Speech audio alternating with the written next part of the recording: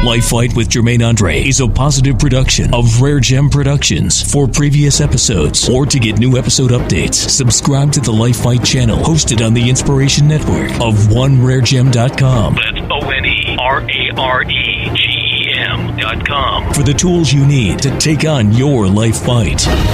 With U.S. Martial Arts Hall of Famer, two-time world champion, five-time U.S. champion, UFC vet, life coach, and author, Jermaine Andre. Visit JermaineAndre.com. What's happening, everybody? Jermaine Andre, LifeFight. And I'm sitting here with my co-host, Rebekah Beck. Hello. And we just got some things we're going to go over with you again today. First of all, I would like to talk about... What do you want to talk about? Yeah, well, let's start with our train. We've been training a young couple for the past few weeks in self-defense. They're getting ready to go on a trip, so they wanted to come to Jermaine and myself for some defense training. But we were doing a drill the other day and they were like back to back, and you were having them train. You were on one side and I was on one side. And I was a little curious because I don't even think I got a chance to ask you what we were actually putting them through. What was the point of the training when you had them back to back? Yeah, what was happening, listeners, so you understand what's going on, was, like you said, we're training this couple. They're getting ready to go on vacation. And they're a young couple. What are they, about 19, 20? Mm-hmm. They're young. They're a very young couple. And their parents, their mom and dad, were smart enough to say, hey, you're going to get some self-defense training before you go down here by yourselves, right? As a couple. So there's, I really applaud the parents for making that decision for their kids, and even for footing the bill for them, So that's really good. That's the best investment they've ever made. Yeah. Even better than investing in their college. Oh yeah. You know what I'm saying? Because if they get tore up down there, college means nothing. Yeah. But what I did was I was teaching them to fight together. Because and one of the things I explained, what I did, I was put the both of them back to back, and I had Rebekah with the girl, and I was with the guy, and we held pads up, and they had to rock and roll, bow, bow, bow, self-defense techniques, put pressure on them, and I actually even would push the guy into the girl sometimes so they bump into each other. Yeah, I noticed that. And I tell him, hey, you got to keep your back to her. You need to be almost touching her. Yeah. Because if you move too far towards me, somebody can sneak up behind her. So, and the main thing I pointed out, if you recall, I pointed out to the girl, I said, look, if you guys get in a situation where some guys get ready to attack you, the most powerful person in your little arsenal is you, because they're not going to expect anything from you. They're not going to expect you to hit. They're going to expect him to be afraid and trying to protect this girl, and more worried about what's going to happen to her than for y'all to just start opening up like a kung fu movie. So you open up, of course, with the techniques that I showed them that's going to hurt anybody. I mean, if they hit me with the techniques I showed, it'll stop me for a minute. You know what I'm saying? So that was the main thing, was get back to back, and she needs to be ready to go to work. So that was for multiple opponent. That's when you have a whole bunch of people coming at you. Right. Okay. Right. If they're getting surrounded, I got a couple people, they coming out of like walking down an alley or something. I mean, anything can happen as a tourist. And that's what I explained. I said, you're a tourist, so you're a target. And here's the reason why, because, number one, people know you're not aware. Yeah. They know you're probably carrying cash. You probably got a nice camera or something like that. And I said, one of the other things people don't think about as a tourist is the cops and the people in that area really don't care. And I'm not saying in the way of not having compassion, but when the chief of police is not concerned about the tourists there, but he's more concerned about the citizens there and keeping their home safe, and making sure that they're not getting pissed off because they're going to lose votes. You know what I'm saying? You're in town, buddy. Just have a nice day. Just like I say, when you go to another country, you can't get kidnapped. Everybody, what's the movie?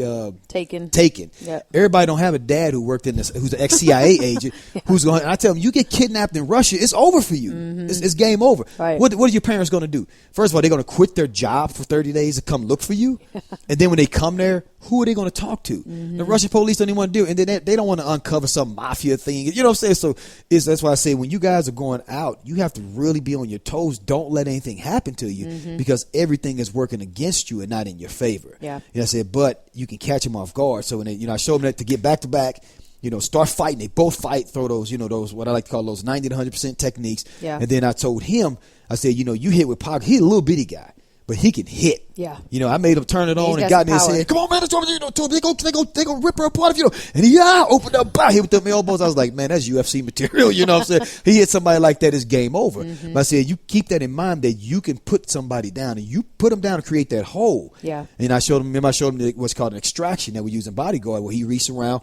hugs her, pulls her, and they get out of there and bolts out of that, right? Yeah, they run together. Yeah, that's important, because most of the time when people go on vacation, they're relaxed and they're trying to be stress free and they're trying to forget about everyday stuff. So that's where their awareness drops. Probably making them perfect targets. And that's something else too that, like you say, the criminals know. Is that these people are here relaxed, thinking something's not going to happen. So because they're on vacation. Because they're on vacation. You know, you can't do that to me. I'm on vacation.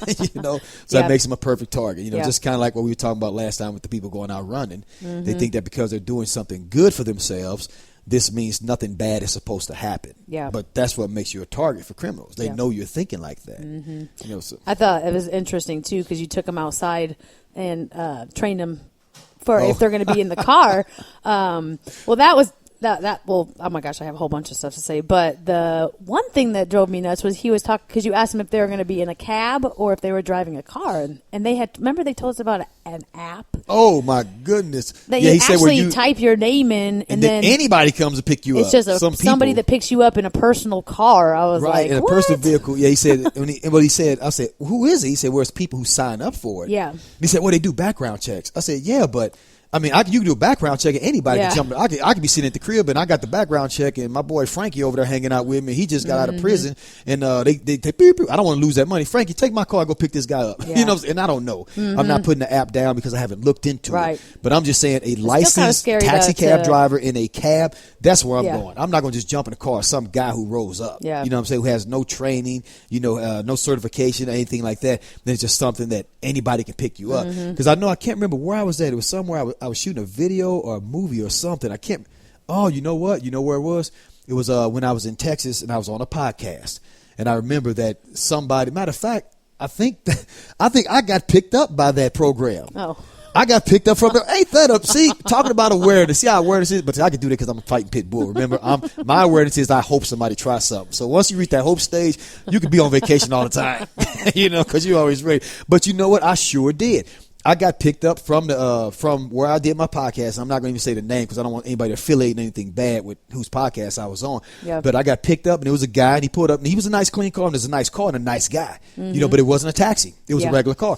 And I was riding with him. We was talking and I was looking in the back seat just like I was in a regular car. Yeah. And I remember he even said that. Where's this app? This and that. I was like, well, you're not a cab driver? Oh, no, it's this thing. And I was kind of like, oh, that's kind of cool. And I didn't think about it until I thought about the fact of this young kid and his girlfriend doing that. Now that changes things, but wow, that's hilarious. Well, and it starts out okay. I'm sure it might be innocent now, but what happens is something like that can end up getting work their way. Criminals can work their way into it. That's what's scary about it. So, Dev, what we probably need to do, let's do this. Let's, especially for our listeners, let's research that. Okay. Let's look into it and see where we can find dangers and spots of unsafety and, kind of dissect it for everybody. Let them know whether this is good or bad. Because sometimes people come up with something like that and it's a better idea than what's out there. Yeah, that's true. But a lot of times it's not thought out well, because it's just making quick money. So we'll have to take a look and see. Okay. So back to the defense training. We brought him out to the car and you showed him some stuff in the car. Oh, can I go real quick before that was, remember we brought him outside. I said, go put your shoes on. They're kind of like, what for? I said, we're training outside because we need to change your environment. You can't always feel the comfort of being in my little crib and cubby hole where you got nice soft mats to fall on. So we're going right here. Remember, I took them in the garage area where we got all that, the tires and the trash is there. And so it was rough for him. Yeah. And you see, I was the guy, the male, I was really putting it on him. I pushed him over in the tire. He fell and he was like laughing. I said, hit. And he got a pop. He panicked, started hitting. But he's hitting hard. I said, you see what you can do on the ground. And I made a point. I said, always remember this. People, when they push you on something, you fall or trip, they automatically think they're winning because you're off balance. And they draw back as far as they can to do the finishing touch or the chest swells up. And they're going to use that as an opportunity to catch their breath. So, pow, pow, pow, that's when you really want to go to work. And this dude, man, I'm going to have to get him in with the CIA or something because he's just killing it. He don't even know it. That's not what he even came there for. Yeah. But when I pushed him down and, he kind of first he failed, he's like, oh, and he was embarrassed. Yeah. And then I jumped on him quick. That was a perfect moment for me because his confidence was down and I wanted to hit that brain shock. Said, come on, you did it. And he, pow, pow, pow, pow, he started turning it up, so. Well, he's really showing that the training that you're putting into him works because the first few weeks is all mental training. So you still got in his head and you gave him situations and scenarios so that when it came to the real life training situation, he could respond. It worked. He's got these reactions now. Now he's going to be able to trust himself. That no matter, I was off balance sitting in this tire, and he told me to do something and it worked. And I hit. So and then moving along to the vehicle. That was really important. I even showed him, if somebody tries to throw him in the trunk, what to do, simple stuff. With the fingers. Yeah. Oh, yeah. Busting the tail light out. If you get put in the trunk, bust that tail light out, get those fingers out. People see that and they'll call. They'll call the cops. But one of the main things I liked with the girl was she wasn't really, I was trying to get her to open up. And she wasn't really opening up until when I got her in that car. And I had her kicking that pad. I was really on her. She was blowing the horn on accident and everything. She blew that horn. She was like, and she got shot. I was like, no, go, it don't matter. Keep her. Blow the horn. That's good. And I shocked that she really opened up. That horn was blowing. She was kicking. It was hurting holding that pad too. We got to get a better pad or get somebody else to hold, because that's both feet. But it was really good. Then we showed them the elbow. If somebody's sitting on the passenger seat, they jump in the car and try and grab her. So you really got to put them in that situation. They got to feel like they're really in their car and they're getting attacked. And they were really in a car. It was her car. So now they're going to be loaded, and that's the main thing is even if those aren't the exact situations they may end up in, they're still used to being surprised. Because that's where we put them at when we started working with them. Even when you had her hitting the pads back there in the garage area, having to come up the hill, hit up at an angle, stepping on weird stuff, stepping on rocks. I think we had a bucket in the way, just kicking the bucket and hearing the noise, and not letting it make them panic, but staying focused on what they were doing. So I think they get some pretty good stuff. That's the that program, the Attack Back program. I've got a lot of even more plans for that, where we're going to start putting that out there where people can start buying it, and they need to. I think every husband and wife should buy it, especially if you got a wife who's out there, a real estate agent, working anywhere, and even as a man, and then especially if you got, teen daughters and sons, they definitely need to do something like this. Yeah, because this is when they start traveling and going on their own, definitely. And a lot of people can't commit to training sometimes, and, it's just a what is it, like a 6-week course or something? 1, 2, 3, 4, 5, 6, 7, 8, 9. There's 9. There's 9 classes, 45 minutes each. And each one is different because I'm working them up, to a certain point. But there's different levels of each, so you can do a set, 9 sessions. And then if you say, well, I would do more, 9 if you want to go more advanced, you can. But to know that you don't have to commit, all right, I'm going to come in, I'm going to learn this 6 weeks of training, they walked out, locked and loaded. Well, and that's the thing, because it's like this, people, you'll say, well, is it hard to learn self-defense? And that's a what do you call that, catch-22 answer? I think that's I might be using that wrong, but I could do that. Well, it's a double standard answer. I don't know whatever it is. It's all fair because it depends on what you're training in. It's like if somebody goes and they start training Muay Thai, kickboxing, or jiu-jitsu, or karate, and they say, well, can I use this in self-defense? No, you got to train for a while before you get good. But that's because of the formula. Just like I tell you, it's going to be harder for you to punch a man or punch anybody in the face with a jab, across, a hook, or uppercut, and knock them out than to hit them with a palm strike or stick a finger in their eye with a jab. So the Attack Back self-defense training is simple moves. Eye attacks, palm strikes, with certain basic moves that you can pick up immediately. And then it's the situations that you're going to get in. It's just like a street fight probably is going to last, a minute. And in the first 20 seconds, both parties are tired. If it's a scuffle, because of stress, adrenaline release, and then once you realize you're not winning, your confidence gets lost, and so in Attack Back, one of the things we do is we tire them out real fast. In the beginning. It's not about, I got to get you in shape. Like if you come join Muay Thai, we got to get you in shape and get you real good. And for you to be able to use Muay Thai for self-defense on the streets, it's going to take probably 6 months to a year because you got to get in shape and be this Muay Thai kickboxer with these fancy combinations. But that's not what I'm teaching you in Attack Back. I don't want to teach you fancy stuff. You're not trying to be fancy. I'm teaching you tricks.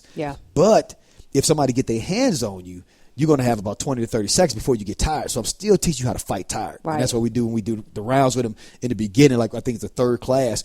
We wear them down. They're down. I'm like, come on, hit. Because that's what you're going to feel like.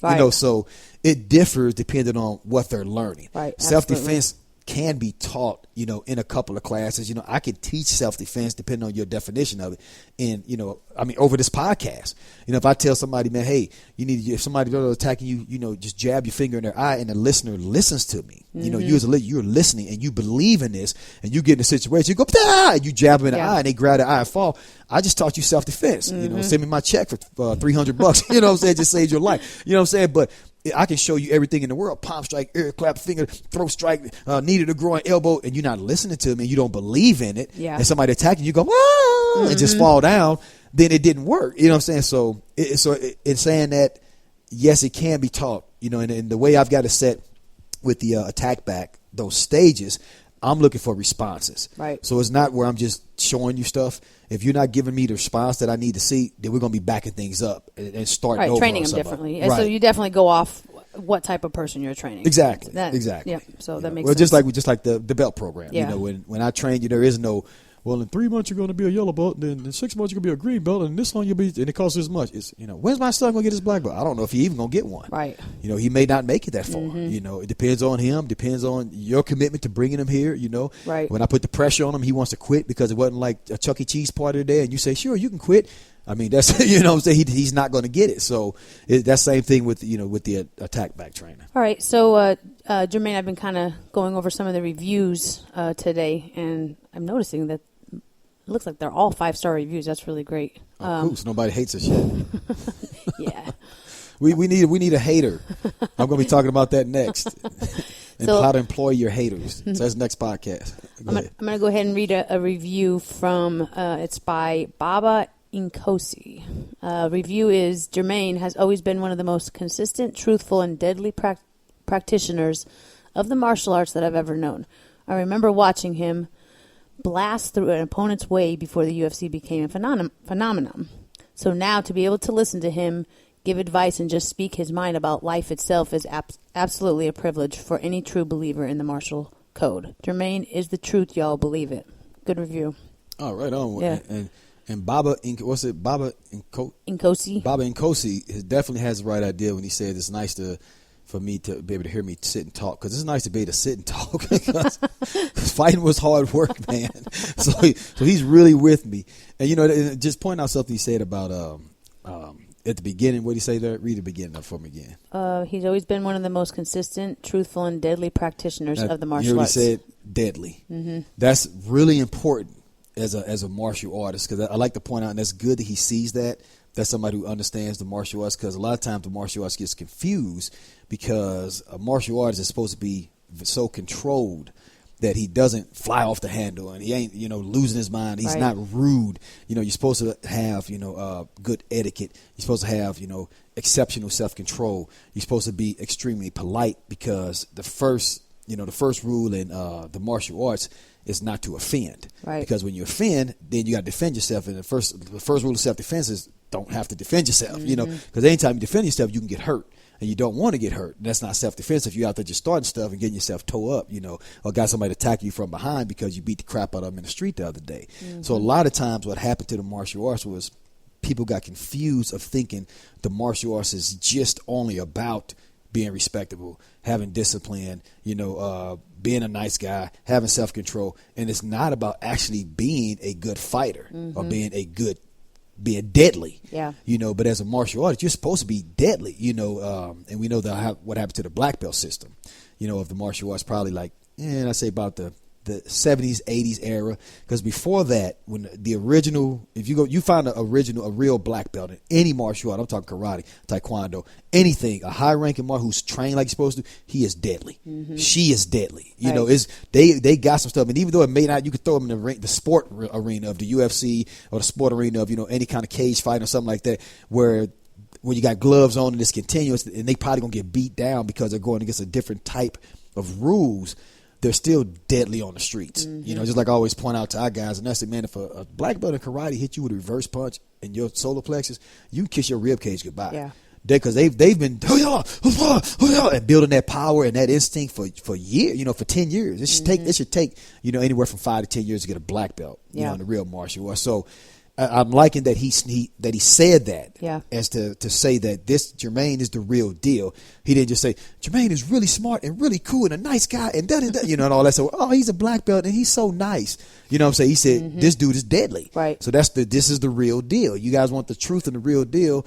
This is somebody who you probably don't want to piss off. Yeah. You know what I'm saying? So. Well, I'm excited that somebody who, watched all your fights and was your fight fan now gets to hear what you have to say. Exactly. Yeah. He's not just wanting to see me knock somebody out. Mm-hmm. He's interested in hearing what I have to say, because I'll tell people that all the time. The smallest part of the martial arts is fighting. Yeah. That doesn't mean you don't need to know how to fight. You got to know your stuff and how to use your stuff, because if you get challenged, that's what you're supposed to be able to do as a martial artist, is to be able to take everybody in the room out. You know what I'm saying? And I'm not saying all at once, but I'm saying, you shouldn't be in there getting beat up by somebody who just got a big ego and drink a lot of beer and sucker punched a bunch of people. As a martial artist, you should be able to take him out quick. If not, you need to go back and practice and quit reading philosophy books. You know what I'm saying? And quoting philosophies on no, you can't fight. So that don't matter right now. So I just wanted to point that out. Yep. That was really nice that he noticed that. Yep. Thanks for the review. Yes, thanks, Baba Nkosi. Baba Nkosi. Baba Nkosi. Yes. All right, I'm going to read a second one today. Another review by PJC1000. It says, Jermaine Andre, what an amazing story, a true champion at heart. I'm so glad to see that you've made the jump into the podcast world. Keep spreading your amazing message. We need more men and more podcasts like this. I definitely will be spreading the word. Awesome. Right on. Who's PJ? PJC1000. PJC1000. Right on. Thanks. And we're going to stay on it. We'll be out there as long. That's the cool thing about podcasts. Nobody can ever kick me off the air. We can do it, say what we want to, and you can find me. You can be in Japan and still listen. Absolutely.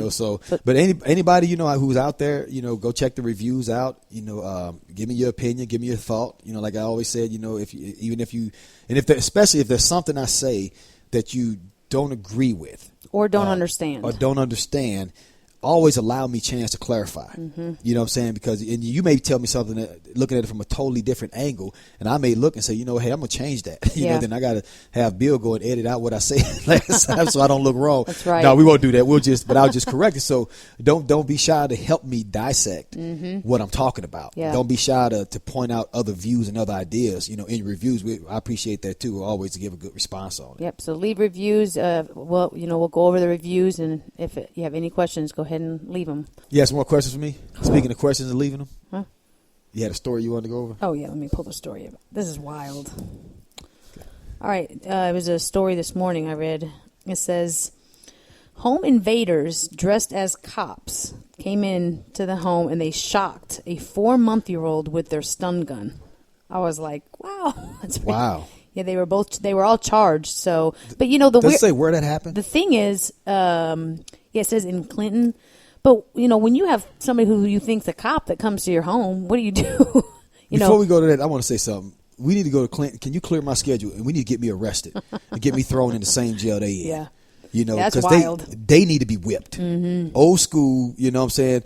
Give me everybody donate just $20 to the podcast so I can pay the cops off to turn and look the other way, the correctional officers, and they need a beat down for even touching a 4-month-old. Only thing the reason they should have been touching that 4-month-old is to hug it if it was crying. I don't care what kind of crime you commit. How would the 4-year-old, 4-month-old or 4-month-old, yeah, they don't even move. Yeah, what's he doing? How is he interrupting your home invasions? Yeah, exactly. I mean, that's a person. They need to dog tag him if he ever gets out of it, and they need to have like an agent with a sniper rifle following him for the rest of his life. Yeah, it looks like there's a couple of them. So I'm serious, man. We might have to call up a team and have some boys get arrested and go visit him. Scenario-based speaking, I don't want to commit a crime on the air, so you guys know I'm just kidding. Find out what city that is for me. Anyway, but keeping it moving. Remember what he said on the review? Yeah, I know. Kevin said, so you know. But keeping it moving. The more serious note. These guys were dressed as cops. Okay, I'm going to always say this, and this is something really important. Your home is your home. It's not the government's home. It's not the police's home. It's not your neighbor's home. If you rent, it's not even the person you rent from's home. When you're renting, that is your place of lockdown, your place of solitude. You do not have to let anybody in. Right. Ever. And I was just like I tell you when when you're driving alone and you're on a abandoned road and you see some lights hit behind you and it's a cop, don't pull over in an abandoned rural area. You know what I'm saying? Try to get to somewhere where there's people. Now, let's say you're on a long road and there aren't. Okay. And you pull over, don't get out the car. Don't just crack your window a little bit. If he tells you to get out the car, speed off. If he's a real cop and they all pull you over later, tell him, hey, I didn't believe you're a real cop. Go Google it. How many women get kidnapped every year by people posing as police officers? And the police officer, if he's not understanding enough, then you still got, the judge is going to be understanding, and let alone a jury of 12 will. So, I know I'm kind of getting off subject. That's okay. What do you say, though, when they come to the door to figure out if they're a real cop or not? This what you do is first of all, you got to determine the time that this occurred, okay? And what I'll do, I'll give you by what I would do. If I'm here knocked in the middle of the night, first of all, I'm going to be so locked and loaded with so many weapons because somebody knocking on my door in the middle of the night, and I'm coming to the door, I'm going to say, who is it? What do you want? Say, police officer, I'm going to say, okay, what do you need? Blah, blah, blah. I'm going to look out the window and see if I see any cop cars because cops usually don't get very far away from their patrol vehicle. Now, that's not saying that they can't be hunting for somebody, going door to door, checking for some clown who just did something. You know what I'm saying? So that's the first thing I'm doing is I'm going to be locked and loaded at that door. Yeah. And I have them show ID, and then I would do this because of the time that we live in now where people are pulling tricks like this, just like they're pulling tricks, pulling people over. I say, okay, officers, before I open the door, I'm going to call the local police here to make sure that you're police officers. Yeah. And that should scare them off. So you ask them what department they're from and all that. Right. And if it's not real, then. And honestly, you don't have to open the door for the police officers. Yeah. You know what I'm saying? If it's something serious, like if the cop think they saw you let somebody in, or they think it's something serious, then they'll kick the door in. Yeah. If they need to do that. If they kick the door in, then that's where you go from there. You know what I'm saying? But I very seriously doubt if it's a home invader and you say, well, I'm calling the cops. I saw you guys out there. I've already called the cops to make sure you're cops. This and that, da-da-da-da. That's probably going to make them run off. Yeah. They're not going to come in because they know even if they do kick the door in and come in, the cops are going to be right on the way. Yeah. So that's what I would advise. So even if they have present a warrant or whatever, then you still, even at that point, you don't. I mean, the way things are now, especially in the middle of the night with a situation like that, and that's a really hard call. Like you're saying, if they're showing a warrant and stuff like that, I'd make them have to kick the door in. And that's me personally. Yeah. You know what I'm saying? That's just me personally. It may turn out bad, but I'll deal with that later in court. Yeah. I'm not afraid of getting put in handcuffs and thrown in jail and charged with something. Just because you get charged with something, you're not convicted. Yeah. You know what I'm saying? So when you don't really know that it's a real warrant. Right. If I got family in the house, a cop better have a SWAT team before I'm opening the door for him. Because if everything in my house is safe and secure and there's nobody in there, of course I'm going to give respect and talk to him. And then I'm going to let them know I'm armed too. Hey, man, I got a samurai sword. And you guys come through that door, I'm cutting. So you better be real and you better make sure that bank robber is in my basement. You know what I'm saying? Because when y'all come through that door, somebody probably getting taken out. I'm telling you, go read my review. I'm the deadliest. You know what I'm saying? So, you know what I'm saying? So communicate with them that manner. If they're home invaders, they're not going to do it. So they found somebody who just, just opened the door and they quietly went in. Because you got to think of that too. They're not going to make a lot of noise going in like that because neighbors going to be looking. Yeah. What was that though? And they're going to be watching the whole time and paying attention, and they may even call cops. Yeah. Because there are some people, especially elderly people, who don't play that crap. You know what I'm saying? They use the tricks, and they'll call the cop. Hey, something's weird. Some of your boys down here, they're just being friendly with the cops. Hey, how you doing, dispatch? You guys got some boys down here going on. What happened? What did they do? What's going on? You know what I'm saying? Or people start coming out just like what we do when we see the cops in our neighborhood. We pull up. Hey guys, what's going on? Sometimes I'll even ask, fella, what's happening? This, that, this. So people are still watching. So it sounds like the three most important things to do is number one, not open the door immediately. Of course. Number one, be loaded down. Well, okay, if you get a weird knock in the middle of the night, be prepared for get that, locked and loaded. Whatever your weapons are, you should be chambered, ready to go. You know what I'm saying? I'm talking almost where you get hiding behind a barricade, barrel pointed at the door. How can I help you? Right. You know what I'm saying? Yeah. Just waiting. So it sounds like you're saying don't open the door. And then number two would be most important to say what department are you from so that you can call, because it sounds like that's what's going to scare them away. Yeah, and tell them you're calling the cops. Automatic, boom, hands down. Yeah. Okay, well, I'm calling right now. I've got the department on the line. I just dialed 911. So as soon as they respond to me and let me know that you guys are here, I'm open the door. Yeah. You know what I'm saying? And then I'd be safe there. I mean, if dispatch says, yes, we do have some cruisers in the area who are searching for something, there's a very dangerous person on the loose and they're doing door-to-door checks, then I say, okay, cool. Yeah. Then I might open the door. And warrants don't mean anything, because I'm sure everybody has seen Training Day. And he showed him a Chinese menu. He got right in. So. Or Family Guy, where who's a Quagmire showed her a Snickers wrapper. But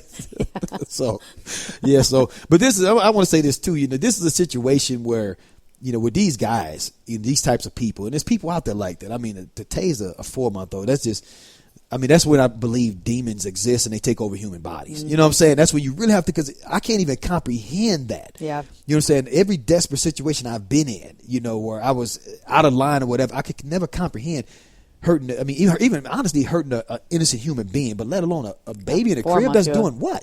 That's weird. You know, I say if it's crying, you know, okay, close the door. If that you want to be mean and cruel, close the door and just let it cry. That's as bad. You know, I feel bad doing that. So, but this is a situation definitely where, you know, Officer Darren Wilson should have been there. You know what I'm saying? That's what you need to. This is who he should have. You know, you know, hey, they raised the taser at me. You know what I'm saying? We believe you. It's okay. You know, we got you back on. You know what I'm saying? So. Definitely. Okay, so I want to go over another incident that happened because it's that time of the year. Everyone's down at the lake having fun. There was an incident that actually happened Lake at the Ozarks where a woman was pretty brutally assaulted. I guess she was on the docks or something. So, but that's another really scary situation, you know, because it's just like going on vacation. You know, you're at the lake, you're having fun.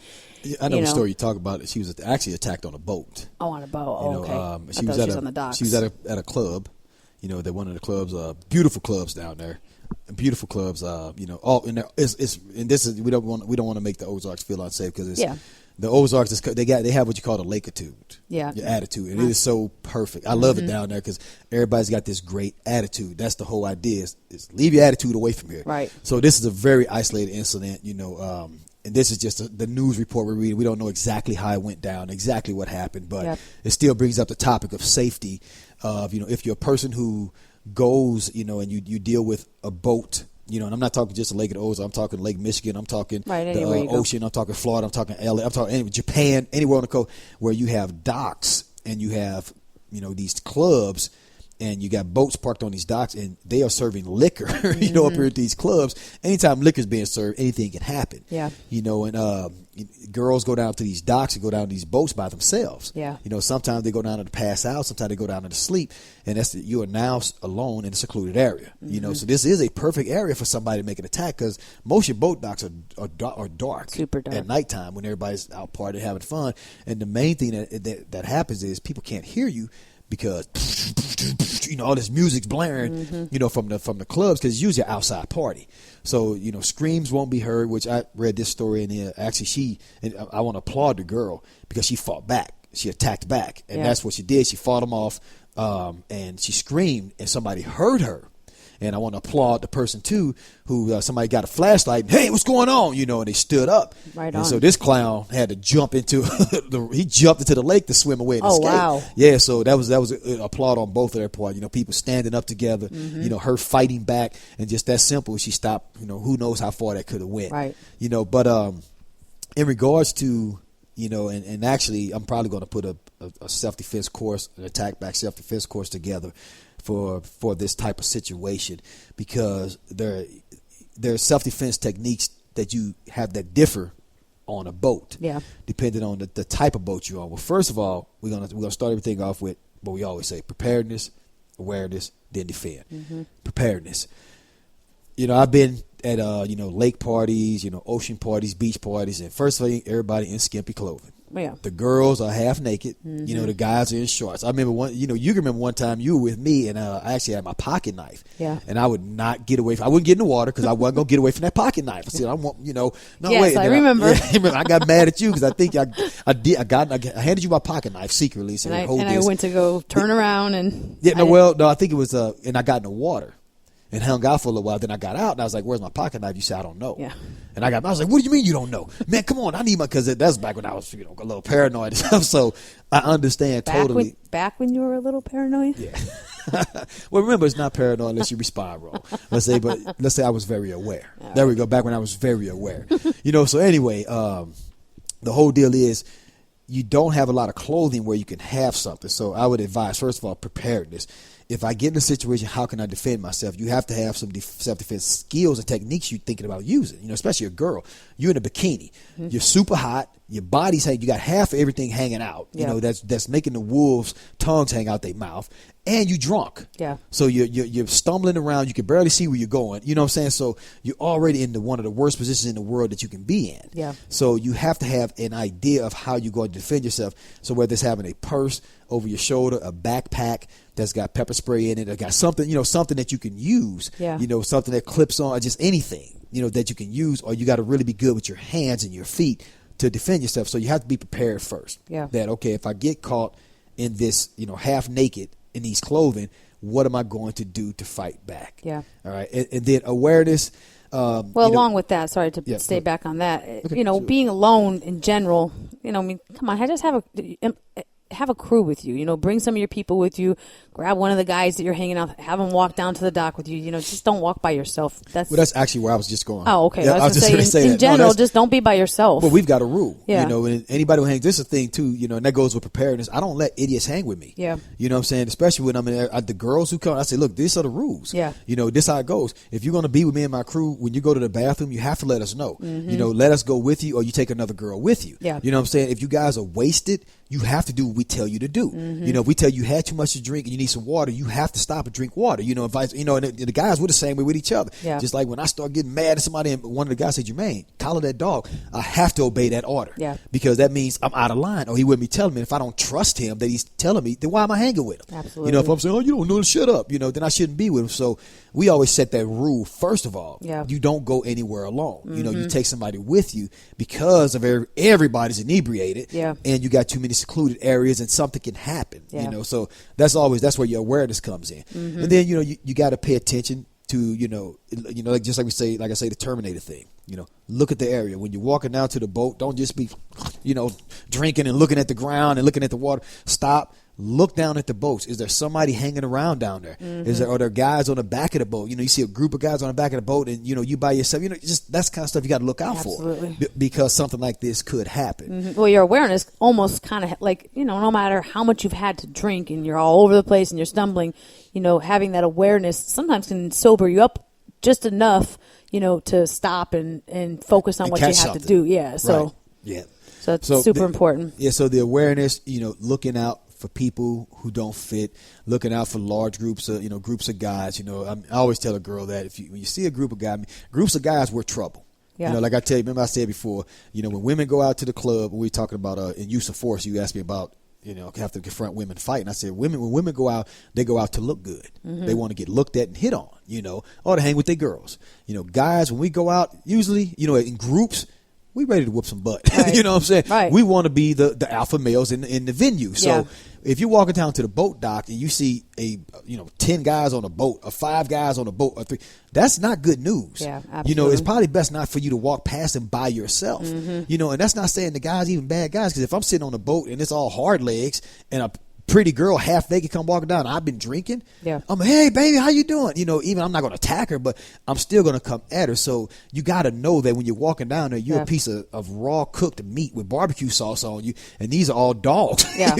In this area. So bring another girl with you, or bring a guy with you that's with the crew, or bring your boyfriend with you, or go another way. Yeah. And that's awareness. Like we said, we're not trying to make people paranoid. I don't want to make people feel that that a group of guys on the boat who are out to have a good time, and they're good men, yeah. And they're just having fun and just want to have fun, that you got to be afraid of them. Mm-hmm. So we're not trying to create that paranoia. We're just trying to bring that awareness. Just bring up the awareness, definitely. Definitely, if you do go, you're going on a boat, Well, now one of your things. Sorry, I just totally cut you off. That's okay. I do it to you all the time, so there you go. You always, one of your passive aggressive. Is that the right one? Passive aggressive. I don't know. We got to see how you're going to use techniques is to for sometimes the girl to act submissive, like that. Hey, this is what I want to do. I'm going to go with you. If they get under attack. Yeah, right. If they're under attack. So in that situation, passive resistance. Passive resistance. Right. When they're already half naked and they're drunk, would that even work in a situation like that? Yeah, if she was just like to just flash him or whatever. If a girl does that, that man's brain went straight out of attack mode into the other mode. So that's a perfect what you call brain shot. Yeah. And then woof down. Now it's palm strike to the nose, kick to the groin. Yeah. So fainting them out of position. Okay. With passive. That's moving into defend. We were still kind of on awareness. So I'm going to go back to awareness. We're going to go to defense. See, that's why you shouldn't cut me off. But on awareness, if you get on, you do get on a boat by yourself. Right. You got to look and listen. Do you hear footsteps of somebody getting on the boat? Secure the boat. You know, if you have to, because that can happen. You may have to go by yourself. I got to really go to the bathroom. Oh, come on, Will. Just give me a minute. I'm trying to talk to somebody. John, can you take me to the boat? I got to really go. Man, you're out of your mind. I'm over here having fun. You know, that could happen. And you know what? I don't have time. And she got to run to the boat. Right. Well, when you get on, lock the doors. Yeah. You know, boats have doors that lock yourself in. You know, make sure you got something readily, a weapon. You know what I mean? Even if there's not a shotgun on a boat or M16, there's a bottle. Yeah. There's always a beer bottle. That's a deadly weapon. Fire extinguisher. Yeah, fire extinguisher. Yeah, that's on every boat. Mm-hmm. You know, real one. You know, but take that bottle, go in the bathroom, put that bottle right there. You know, somebody come on ain't supposed to be there. You crack them in the head with that. That's going to fracture that skull. And definitely turn your music down too. You definitely don't want to be in the back room with the music, blaring, because then anybody can come down and they won't hear you scream. Right. Nobody's going to hear. So anything. the fact that she screamed and someone heard, that was good. So. Yeah. So moving into defend. Now this is where it depends on the type of boat. You know, and that's why I'm going to actually do some videos and to show some techniques. And, you have small boats, and a lot of them still to have that cubby hole, but some of them you're actually bent over, when you go down in it. Now, if you're on a yacht, you got room. There's some yachts with bedrooms the size of my bedroom on them. Yeah. So you got room to fight and everything. And hopefully somebody with a yacht like that got some guns, some weapons. I mean, some serious weapons on there that the people who are on his yacht, who he should trust, have access to. Right. You know what I'm saying? And honestly, most of the guys I know, like at the places I go, when they got yachts like that, they usually have security guys. Yeah. They have a couple of bodyguards with them who are paying attention, who are watching their boat and things like that. So if something big like that, then you can use a lot of your martial arts skills or your Muay Thai kickboxing. I always say you should always, self-defense situations, try to stay on your feet.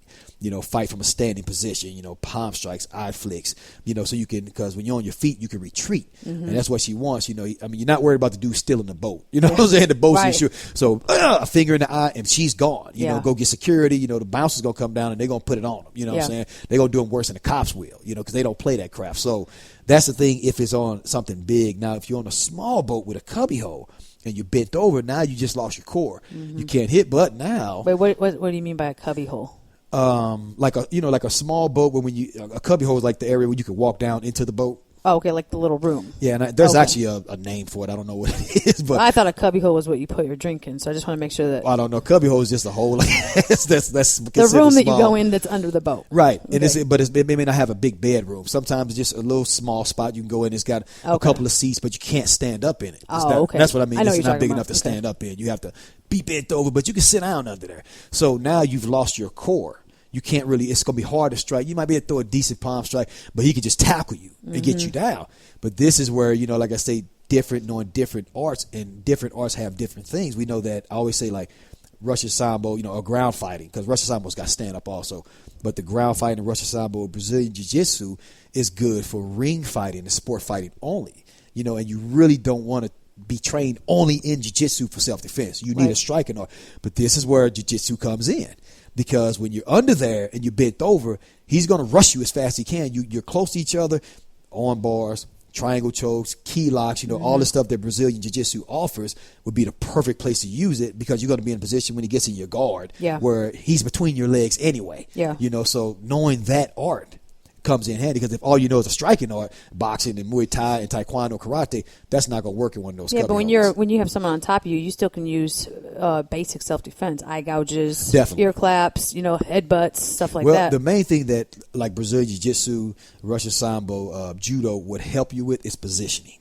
So yeah, I would rather you bite him, grab an ear, rip it off and shove it in his mouth, stick your fingers in his eye, where you grab the base of the skull and drive those thumbs in. But the thing is, first you have to have proper positioning. Yeah. And being trained in wrestling, jiu-jitsu, Russian Sambo, judo, that's going to help you to get to a good position where you can lock him down. Where when you do what you're going to do to him, he can't just shake it off. Because sometimes they just shake their head back, or let's say you bite him and he still land on you. You can't get him off of you. Now you just really pissed him off. And he starts smashing you in the face with elbows. Yeah. But if you got jiu-jitsu training and ground fighting training, now you get the position where, okay, I'm going to reverse him. First I'm going to bite him. And you flip him over. Now he's under you. Yeah. I think I'm going to hit him with this fire hydrant before I run off. Right. You know what I'm saying? So that's the good thing about having that type of training. Right. Because people still have to remember that, like, that's what people say, well, I don't need to know karate. I know crazy. You know what I'm saying? And you might know crazy. And you poke this guy in the eye, or you bite him, or you kick him in the groin. But his body weight, now you just lowered 220 pounds on top of you. When's the last time you pushed 220 pounds off you? And I always say this to women, you know, if you think you can do it, then try it. Even a man, I say this to men. If you have no ground fighting training, find a friend who's 220 pounds and tell them to lay on you. See if you can get them off of you. Yeah. You know what I'm saying? And the pain's only going to last so long, and pain makes you mad, too, before his adrenaline kicks in. So you bite him or hit him, you know, it's going to, brain shock and shut him down. For a few minutes, then it's funny, go, you mother.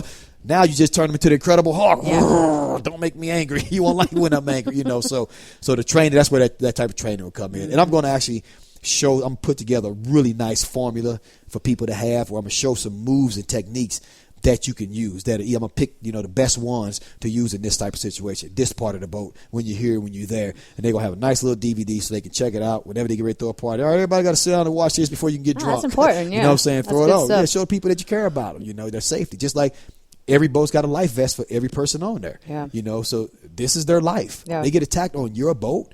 You should feel pretty bad about that. Mm-hmm. Yeah, so where are they going to be able to find this video at? We'll let them know. Okay. Yeah, it's going to be probably on attack-back, you know, attack-back.com, you know, and then we'll get word out. We'll probably do another podcast about it after, you know. After we get to go to the lake? Yes, this becomes a party for people, because you'll probably be assisting me. It's probably going to be you in the video with me. All as right. a girl doing the moves and techniques. So, there you go. So, anyway, that ends this session of Life Fight. And listeners, I hope you got something out of this. Remember, please go. You know, we're on Stitcher. We're on iTunes. Go and leave us some reviews. Yes, questions. You know, anything you can. Feel free to always engage with me and Rebekah on our Facebook pages about anything you have. Ladies, if you have something you want Rebekah to bust me out about or question me about, just let her know on the Facebook page. She won't hesitate. I'm telling you. Yes, you know, so absolutely. we can. You know, this is more of a thing. Like I said, I want us all thinking together. We're not here to tell you what to think. We're here to just help you to get you start thinking. And I want you to do the same to me. Throw some stuff at me. All right, so Jermaine Andre signing off. Rebekah, take care. All right, see you next time. For all things Jermaine Andre, get books, get trained. Learn the secrets behind his brawn, his brain, and his edge. Visit JermaineAndre.com. Life Fight with Jermaine Andre is another positive production of RareGem Productions. Thanks for listening.